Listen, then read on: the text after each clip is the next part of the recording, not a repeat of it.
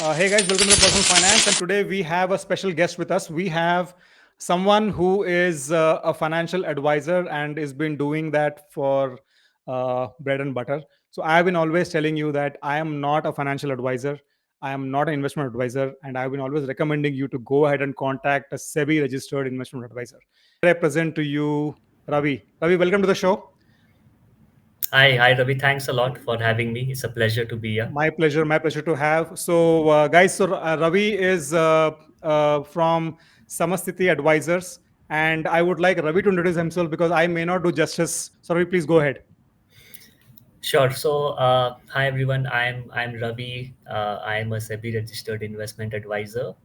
My firm's name is Samasthiti Advisors. I've been working in the financial services industry for close to 15 years now. And in 2019, I obtained, my RIA license and started investment advisory. I think one of the key things that I noticed in my work in the financial industry is that conflict of interest is very much embedded in the way the industry works. And Correct. what really attracted me about the RIA regulation was that it was a pure and a crystal lean way of giving advice. So Correct. so that's what we have been doing, and it's nice. I have always felt that human behavior is a function of incentives. So I Correct. I don't think that RIAs are angels and others are not. I just think that human behavior responds to incentives. I think the incentives are much better designed, as an RIA. So you tend to you do better justice to your clients. Correct. When the incentives are not properly designed, then the outcomes may not be optimal. So i Correct. think i think it's I like the way the regulator has designed this incentive system. I think it allows advisors like us to try and do our best. So, the first thing that I want to ask you is, what does one expect when one approaches a SEBI registered RIA? So I think, see, as an RIA, you are forced by regulation to be very, very comprehensive. And this is at least true for RIAs who are doing financial planning. Of course, there are also RIAs who do Correct. stock advisory, and then of course they are limited to that. But for a typical RIA, like myself, we do comprehensive financial planning. So I think the one thing that people notice when they're working with RIAs is that we like going into detail. We like to know the complete portfolio details. It's very difficult to give advice without understanding the complete portfolio. It's important to actually have conversations about financial goals. We see that sometimes clients don't appreciate the importance of financial goals. They think that it's maybe an activity where we just have to mention a few things, but it's important to look at that. So an RIA does that pretty well.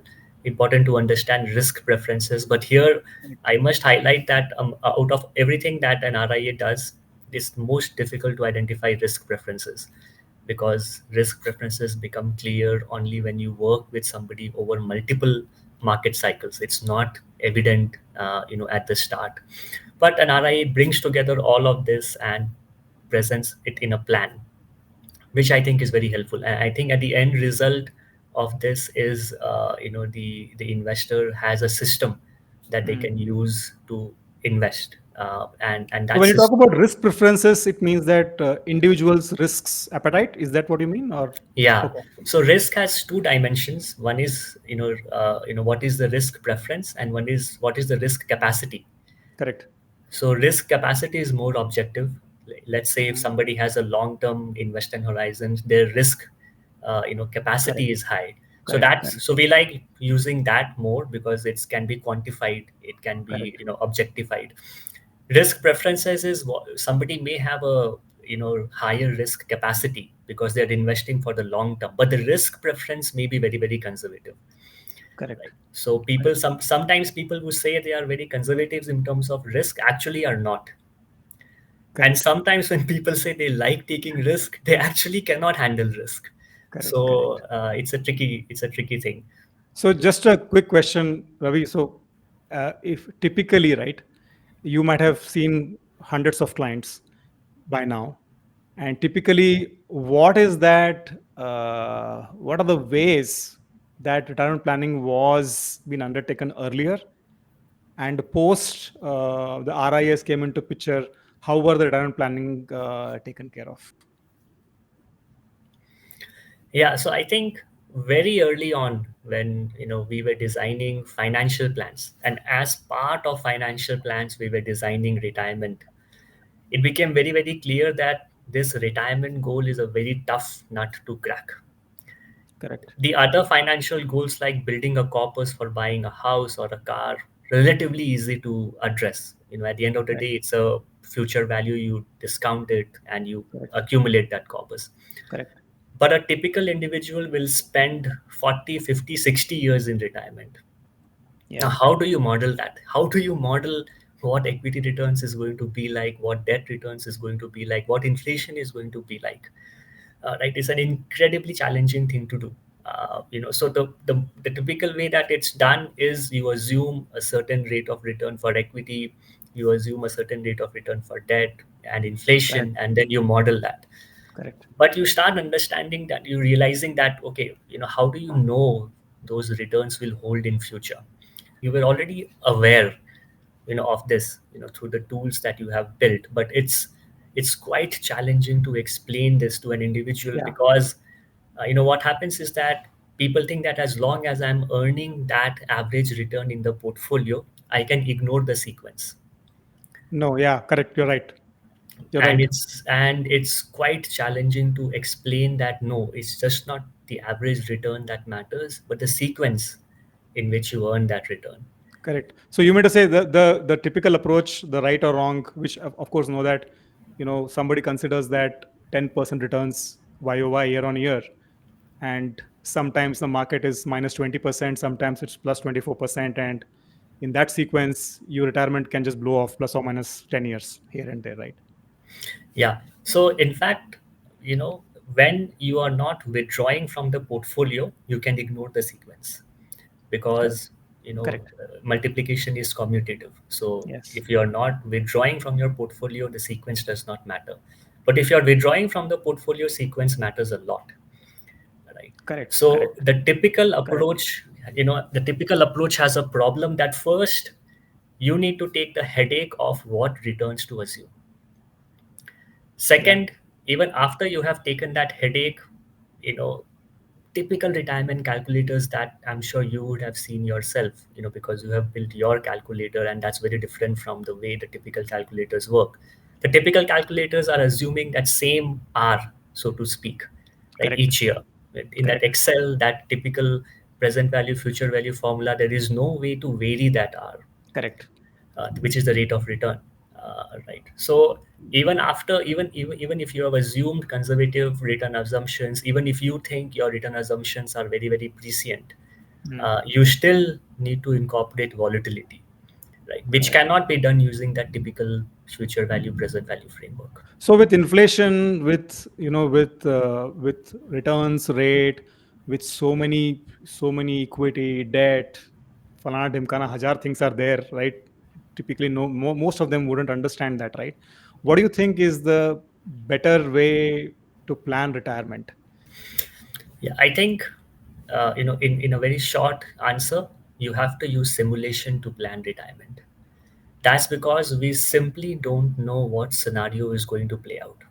So you have to create multiple scenarios, and the only way to do that is to use simulation. And Correct. even within simulation, simulation itself is a technique, and you have to do it in the proper way. And there are Correct. different ways of doing simulation, right? The approach that me and my co-author took was that we are going to let history act as a guide, but with a lot of volatility. So when we are going to simulate retirement portfolios, the first question is, what is the computer going to simulate?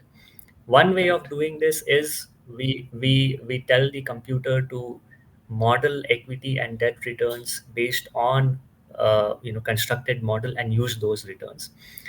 But it's very Correct. difficult to model equity and debt returns, right? It's not an easy task to build a model which will fit the historical equity and debt returns that have played out in the past. So rather than using that approach, you use the actual historical equity and debt returns and use that for simulation. Hmm. And as long as that data captures enough variability, your simulation is going to be very, very strong. So I think this is the way that we all need to adopt. We need to start with a certain retirement corpus. We need to play out different scenarios, different equity returns, different debt returns, different inflation, and then we need to check whether that retirement corpus is sufficient or not. Does it at least last the full tenure for 95% of the cases? If not, we have to increase the retirement corpus and then run the simulation again, and we basically do this exercise till the time we approach the required level of confidence interval. Now if somebody is very, very conservative, they would, let's say, want there shouldn't be more than a 2.5% chance of me running out of my retirement corpus, Hmm. Yeah. then you define the confidence interval accordingly. Somebody else might say I'm fairly okay with taking a 10% chance as long as 9 out of 10 times this corpus will work in the simulation. I'm good to go, right? So I think the simulation approach allows you to also incorporate client preferences, how Correct. much risk they can take in the terminal value. Correct. So, but I mean, uh, since I build calculators, I know Yeah. what I'm going to ask next and what you want to answer. But for the benefit of my subscribers, so so we simulate a lot of things, right? At the end, uh, to talk about what you are known for in the community is that paper that you co-authored, right? Authored or co-authored? Co-authored, right? If I'm not wrong. Co-authored, yes. So Co-authored. co-authored, as a mark of respect to my co-author is Rajan Raju. All of your listeners should check out his SSRN page. He's done tons of work in the finance industry for those interested in financial literature pertaining to India. See, there's a lot of financial literature available globally for different markets, particularly the US. But if you're looking for somebody who has done a lot of work on the Indian financial markets, you should check out his Great. SSRN So the page. outcome of that paper, which both of you wrote, and I have read it personally myself, uh, was something called as safe withdrawal rate approach, right? Which is not, I mean, which was there earlier in US. We have 4% and lot of assumptions there, 50-50 in terms of equity and bonds and stuff like that. So a brief about that paper that you wrote, analysis that you have done, and what is this all approach all about from horse's mouth itself. Please go ahead. Essentially, the problem that we are trying to solve is, let's say somebody is 60 and is going to retire and has a sum of corpus, right? So we are not looking at this framework from a point of view of what should be my retirement corpus for funding XYZ. So forget all of that, right? Because that will introduce additional Correct. complexity. Correct. Let's try and answer the very simple question. Somebody is 60 and is looking to retire and has accumulated a sum of corpus. Mhm. The question to answer is, what should this individual withdraw, which will allow that corpus to last for, let's say, the next 30 years, life expectancy of 90. Now, the beauty, when you look at this problem, the beauty of this problem is that you just need to solve for this problem only for the first year, Right. because the withdrawals after the first year is going to be inflation indexed, Correct. right? Irrespective of what is the equity or the debt return, you have to identify what is that withdrawal in the first year, Correct. so that the post inflation index withdrawals do not make the retirement corpus go to zero. So the safe withdrawal rate is that withdrawal rate which you have to withdraw in the first year, which will make sure that as long as in the first year you are withdrawing that rate, in the subsequent years your retirement corpus will last irrespective of what is the equity and the debt returns. Now, most people, I think, while I'm explaining what is safe withdrawal rate, I would just like to clarify, because this is a huge misconception. Safe withdrawal rate is not the rate of withdrawal that you're doing each year. So when we talk about 3 or 3.5% safe withdrawal rate, it doesn't mean you are withdrawing 3 to 3.5% from your portfolio each year. It simply means you are withdrawing 3 to 3.5% in the first year of retirement. After that, you're inflation indexing it. So in the subsequent years, the withdrawal rate can be higher or lower, depending on inflation and Correct. depending on how the equity and debt returns. Yeah, and Correct. also, people think that why should I only withdraw 3 to 3.5% if my portfolio is yielding 7 to 10%? Why can't I withdraw Correct. more? But the point is, you're not actually withdrawing 3 to 3.5% each year. It's just the first year. Correct. Subsequent years, the reason why we don't comment on what is the withdrawal rate in the subsequent years is because we don't know. There's It all inflation. Yeah. depends on how the inflation and depends on how the equity and debt returns do. Correct.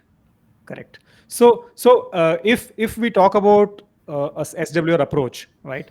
Is there any other approach that you nail, saying that okay, fine, this SWR is going to work, or this is the holy grail of it? That once you figure out an SWR for a particular client for a retirement goal, not a one-time education or marriage or house or goal. Let's say only for retirement as SWR. Is there anything else that we do beyond SWR to say this is the number? Now you are kind of okay within the confidence interval. Yeah, so that's a very nice question, Ravi. So I think from a computational point of view, you have to start with identifying the SWR. Correct. Right. So let's say the first cut computational, you have arrived at what the safe withdrawal rate should be for this individual, depending on asset allocation, Correct. depending on the time of that they will spend in retirement. Some people will retire early, some people later.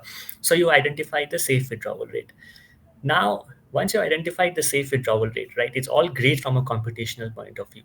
But telling somebody that, okay, now you withdraw this amount and you inflation index it and you Correct. forget it for the next 30 to 40 years, that's a tough sell, Yeah. right? At the end of the day, you Yeah. have done a mathematical computation and somebody else has to agree to those computations Correct. and have full faith Correct. for you to actually just do that and forget everything. Correct. So safe withdrawal Correct. rate is a static, withdrawal approach. What we have to do one more step to make it implementable. And I think you can implement Correct. the safe withdrawal rate using a bucketing strategy. So what you do in a Correct. bucketing strategy is next 5 years expenses or 10 years expenses, you keep it safe, balance, you invest it in riskier asset, and then you rebalance the portfolio going forward. Now, what we saw was that when you use a bucketing strategy, right, you pretty much arrive at the same result as a safe withdrawal rate approach. Correct. So what the Yeah. bucketing strategy will tell you how the retirement portfolio will work, it will pretty much be the same as if to say you were withdrawing using the safe withdrawal rate each year. So I think safe withdrawal rate provides the computational framework. The bucketing strategy provides the implementational framework for actually using that safe withdrawal rate. It's a much easier, it's so much more convenient to tell somebody, आपका 5 to 10 years expenses we have parked it in a fixed deposit. Don't worry, now you don't need to do anything. Balance you invest in riskier asset, and we are going to rebalance, right? So I think that's the beauty, and I think the next leg of research, Ravi, that different stakeholders like ourselves we should embark on is, can we through dynamic withdrawal strategies better the Yeah. outcomes little bit, right? Because even if we are able to achieve a 0.25% incremental withdrawal using dynamic withdrawal strategies, that itself will add a lot of value. So we actually prefer the bucketing strategy. So depending on the client's risk profile, we create an expenditure reserve for the next certain number of years. For a very conservative client, it could be 10 to 15 years. For a very, very conservative client, it could even be 15 years. For a slightly more adventurous client, it could be 5 to 7 years, right? But the withdrawal strategy is that for those number of initial years, withdrawal is only made from fixed deposits. And here we can use different instruments. We can use debt mutual funds, fixed deposits. There are depending on risk appetite, high yielding, bonds. India has, a nascent market in REITs and InvITs, which can be explored. So there are different Correct. income generating assets which do a periodic payouts that can be explored. Correct. And the balance to be done in riskier, investments, and rebalancing to be done from those riskier investments periodically. So we are actually doing a lot of research on what has really worked. So for example, there are different dynamic withdrawal strategies that can be used, like guardrail approach, where you are actually going to not only link your withdrawals to inflation, but you're also going to link your withdrawals to how the equity market has performed, right? For so somebody who says that, okay, my basic level of expenses is this. Beyond this basic level of expenses, I can modulate my expenditure depending on how equity market has done. So there are other innovative ways that can be explored, but I think it's quite early for me to comment on those. We are still in exploratory phase in terms of identifying what such strategies could be, but it's a very interesting area of research. So Ravi, if I, again, just circling back to the first question I asked you and little more detailed, if I approach you, uh, a new person totally, right? I approach you and say, okay, fine, I want to get my planning done. Walk me through that. What all things that you. Sure. So, when clients approach us, we receive inquiries from different sources, a large part from referrals from current clients, as well. First, step is that we educate them about what we do, about what RIAs do, and we share information. We charge. So we are a fixed fee planner. So by that, what we mean is we quote a fee for doing a financial planning, which is not linked to your asset size. So a Mhm. typical financial plan cost 45,000 rupees. So we charge 45,000 rupees paid in two installments, and we build a financial plan. Now, this number might see an upward revision depending on individual circumstances.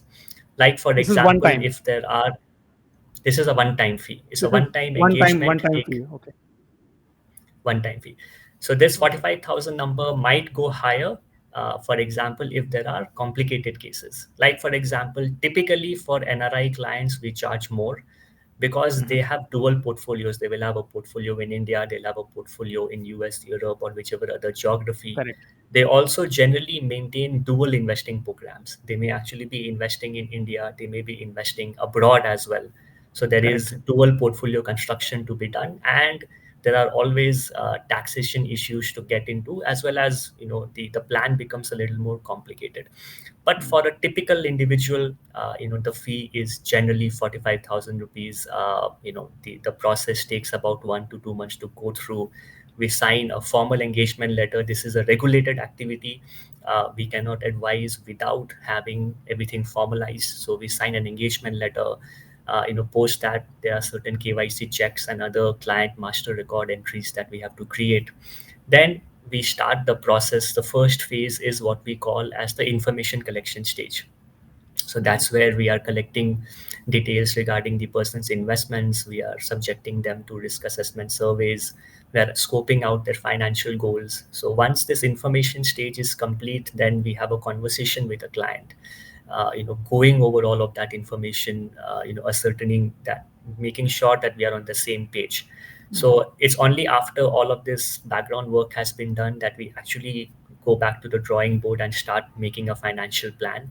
It takes us about 2 weeks to construct a financial plan. We present it, to an individual. If there are revisions, we go back to the drawing board, we revise the plan, and then we also provide supplementary document which tells the client how they can actually carry out the changes in the financial plan. I think it's very important to enable investors to carry out those changes, because a financial plan can be quite complicated.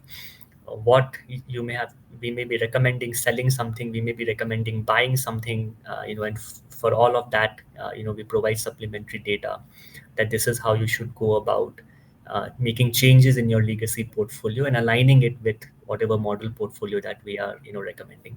So this is the process. And we recommend an annual reviews, so client can come back, get their annual plan reviewed.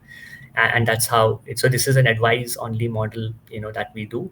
And we also have a model where we work with the client not only for advice but towards transaction execution and full-fledged portfolio monitoring services as well. But that's on a case to case basis where required. Mhm. Most individuals who today, I think, online platforms are very capable. Somebody, as long as you give them a good plan, they can actually implement it on their own.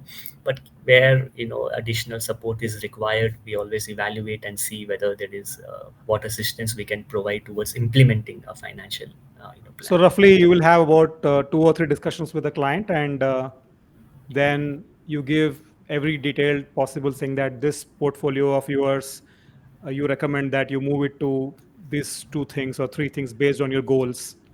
Yeah. All that comes flows in a detailed report to the clients, right? Yes, so we do. We don't construct unified portfolios. We don't construct one portfolio and then we say this portfolio will meet your different objectives. We Hmm. do goal level financial planning. So every goal will have its own set of computation. What you need to invest. When you can achieve that goal. What are the targets? And every financial goal has its own model portfolio. So we do goal level planning, which then sits as the overall portfolio for the client. So at the end of, I think the most more than fund selection and asset product selection, I think that's it's important, but I think that's there. But the key information is for the individual to assess with respect to their each financial goals, where they really stand, how much they need to invest, what percentage of the journey they have covered with respect to every single financial plan that they have. So 45,000 is one-time fees, and then you retainer fees in case a client is interested to have a annual review every year, right? How Yes. much would that be in terms of percentage?